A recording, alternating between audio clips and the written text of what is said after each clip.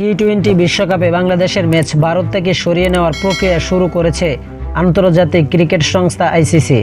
Bangladesh cricket বোর্ডের অনুরোধে সূচি পরিবর্তনের কাজ শুরু করেছে বিশ্ব ক্রিকেটের নিয়ন্ত্রণ সংস্থা। আগের সূচি অনুসারে 5 ফেব্রুয়ারি কলকাতার ইডেন গার্ডেন্সে হওয়ার কথা ছিল বাংলাদেশ ও ওয়েস্ট ইন্ডিজের ম্যাচ। একই মাঠে 9 ও 14 ফেব্রুয়ারি ইতালি এবং ইংল্যান্ডের বিপক্ষে খেলার কথা ছিল টাইগারদের।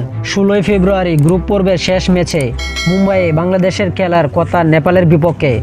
বাংলাদেশের এই 4 ম্যাচ শ্রীলঙ্কায় চলে গেলে বি গ্রুপের কিছু ম্যাচ ভারতে ভাগ হয়ে যেতে পারে। Sri Lanka, Australia, Ireland, Oman, Zimbabwe B গ্রুপে পড়েছে এই 5 দল। শ্রীলঙ্কা আয়োজক হওয়ায় ঘরের মাঠে গ্রুপ পর্বের 4 ম্যাচ খেলবে। বাকি 4 দলের ম্যাচগুলো কিছু অংশ ভারতে হওয়ার সম্ভাবনা রয়েছে।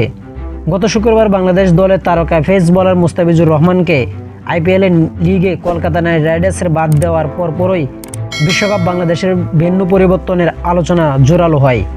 একজন ক্রিকেটারকে যখন নিরাপত্তা দিতে পারছেন না, সেক্ষেত্রে পুরো দলকে কিভাবে নিরাপত্তা দেবে, এটা নিয়ে আলোচনা চলছে কয়েকদিন ধরেই।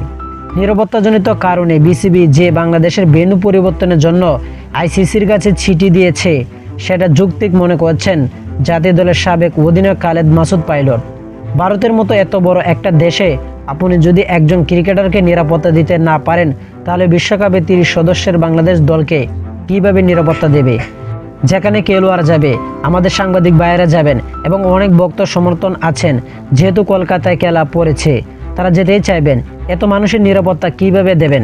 তা আশা করি যারা টি স্পোর্ট গেলে চ্যানেলে সাবস্ক্রাইব করেন না, সবাই টি স্পোর্ট গেলে চ্যানেলে সাবস্ক্রাইব করবেন।